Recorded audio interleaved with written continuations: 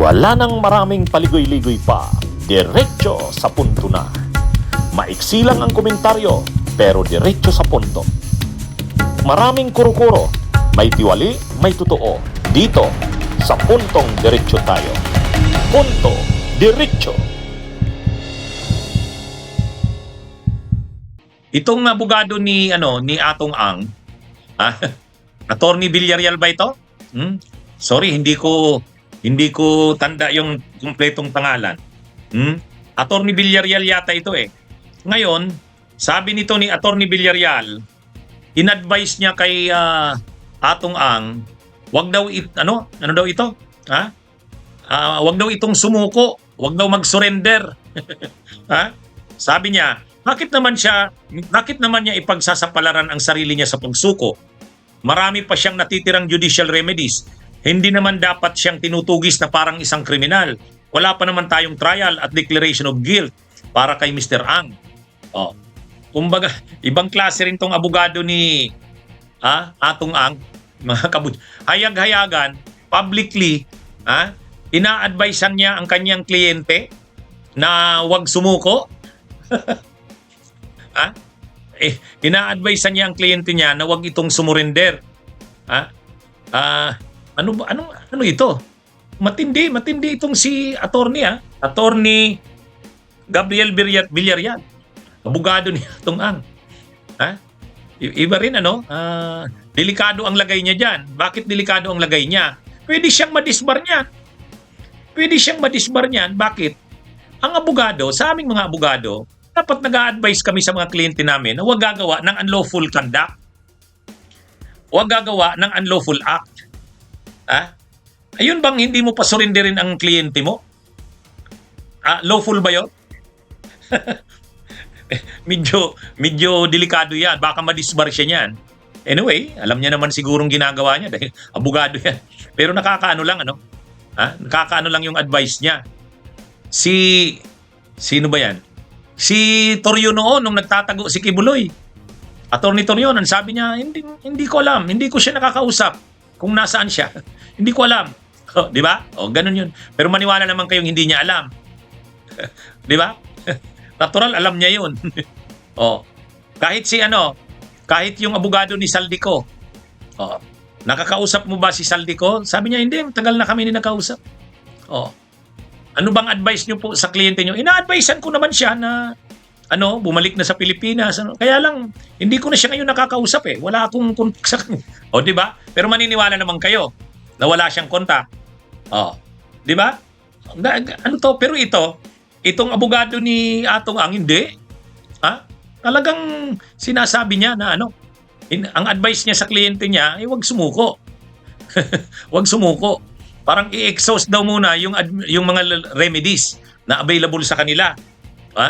Tsaka wag daw tugisin si Atong Ang na parang kriminal. Hindi pa naman daw ito guilty. Hindi pa naman daw nagtatrial. Ito namang si Attorney Villarreal.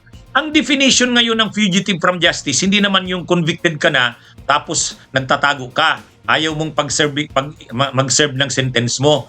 Hindi na lang yun yung definition ng fugitive from justice eh. Yung prosecuted ka na, nakasuhan ka na, ayaw mong ma-prosecute, nagtatago ka. Kasama na yun sa definition ng fugitive from justice. Ang alam ko, ganun yung huling paglilinaw ng Korte Suprema eh. Ngayon, kung fugitive ka from justice, na yun? Ibang na yun? Talagang hahanapin ka ng mga autoridad. At saka may warrant of arrest sa kanya. May warrant of arrest. O syempre, anong gagawin ng mga autoridad? I-implement yun. Isi-serve yung warrant. Kasi para kay ang sinasabi kasi nitong abogado ni Atong Ang, huwag siyang tugisin, saka huwag siyang tawagin fugitive. Hindi pa naman daw convicted. Hindi pa naman daw nagtatrial. Hindi pa naman daw ito guilty. Hindi ganun yung ng fugitive from justice sa pangahuling paglilinaw ng Korte Suprema dyan. Kaya nga si Harry Roque, fugitive from justice na yan eh. Kasi nga, ang fugitive from justice, hindi lang naman yung may sentensya ka na tapos tumakas ka, ayaw mong mag-serve ng sentence mo. Hindi lang yun. Yung may kaso ka, ayaw mong ayaw mong ma-prosecute sa kaso mo. Oh, katulad niyan, may kaso na, may warrant of arrest na, hindi nagpapakita, ayaw magpa-aresto. Oh, the fugitive from justice yan, ayaw mag-surrender. Oh, fugitive from justice. Kaya, hindi pwedeng hindi siya tawaging fugitive. Hindi rin pwedeng hindi siya anong tawag diyan? Habulin ng batas. Kasi ang sinasabi ni Attorney Villarreal, ng abogado niya atong hindi naman daw dapat hinahanap ito ng mga autoridad na parang convicted na. Hindi yun. Kahit pa naman hindi convicted, may warrant of arrest na yan eh. Ha? Ano bang trabaho ng mga autoridad niyan? Di arestuhin yan kung ayaw sumurrender o ayaw na voluntarily present yung sarili niya, hahanapin yan. Isi-serve yan ng arrest warrant. Aarestuhin yan para dalhin sa korte, para panagutin sa krimen na may kaso siya. Ganun, na yun eh. Ano ba naman itong si attorney? Awan ko kung medyo naiiba eh. Pero delikado yung sinabi niya na yan. Pwede siyang madisbar niyan. Pwede siyang madisbar. Kasi sa aming mga abogado, hindi ka mag-a-advise ng unlawful, ng hindi naaayon sa batas sa yung kliyente. Yung bang pataguin mo yung kliyente mo? At wag mong pasukuin? Pwede mo yung i-advise sa kanya, pero wag mong sabihin sa publiko na ang advice ko sa kliyente ko, magtago ka na muna. Wag kang susuko. Pwede ba yun? Medyo naiiba eh. Anyway, kanya-kanyang style. Ibang klase rin tong si attorney eh.